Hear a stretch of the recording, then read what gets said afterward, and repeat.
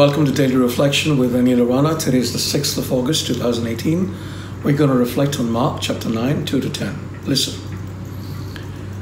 6 days later, Jesus took with him Peter and James and John and led them up a high mountain apart by themselves. And he was transfigured before them, and his clothes became dazzling white, such as no one on earth could bleach them. And there appeared to them Elijah with Moses, who were talking with Jesus. Then Peter said to Jesus, "Rabbi, it is good for us to be here. Let us make 3 dwellings, one for you, one for Moses, and one for Elijah." He did not know what to say, for they were terrified. Then a cloud overshadowed them, and from the cloud there came a voice, "This is my son, the beloved. Listen to him." Suddenly, when they looked around, they saw no one with them anymore, but only Jesus. As they were coming down the mountain, he ordered them to tell no one about what they had seen until after the Son of Man had risen from the dead. So they kept the matter to themselves, questioning what this rising from the dead could mean. The Gospel of the Lord. A few people have remarked about how when I start reading the Gospel for the day, I often begin by saying, "Listen." It was something I did without thinking, simply inviting those watching the reflections to pay closer attention to the Gospel. However, when I was reflecting on today's passage, I realized that listening was something that was very important.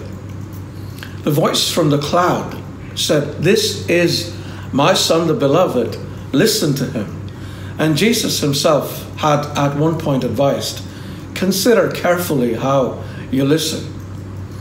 Most of us are very poor listeners, but with a little practice, we can become good listeners. And this is vital because there is no way that we are going to be able to listen to God if we can't listen to people.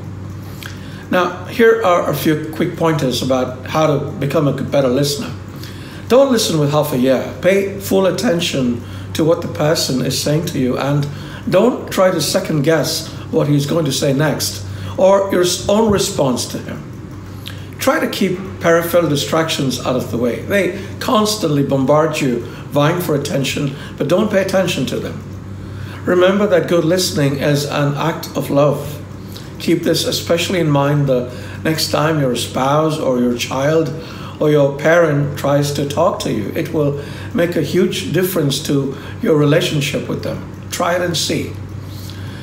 Good listening is also an act of ministry. When a person sees that you are actually listening to what he or she is saying seriously, he is tremendously comforted. And this is even more so if you keep affirming the person instead of telling him or her what to do. Good listening also helps in good speaking.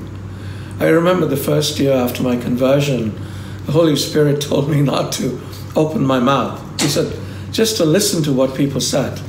And I would listen even to people who sometimes sounded like total idiots. The result was at the end of the year, I had so much of information, which he then helped me to filter into real manna. He taught me an important principle. When you listen to what others have to say, you might learn something that is new. But when you talk, you're just repeating what you already know. Isn't that true? I want to end by asking you a little riddle. Are you listening? Good. You're the engineer of a train. There are 36 people on board. Did you get that? 36 people. At the first stop, 10 get off and 2 get on. At the next stop, no one gets off, but 5 get on. At the third stop, 4 get off and 2 get on. Now, for the question, what is the name of the engineer?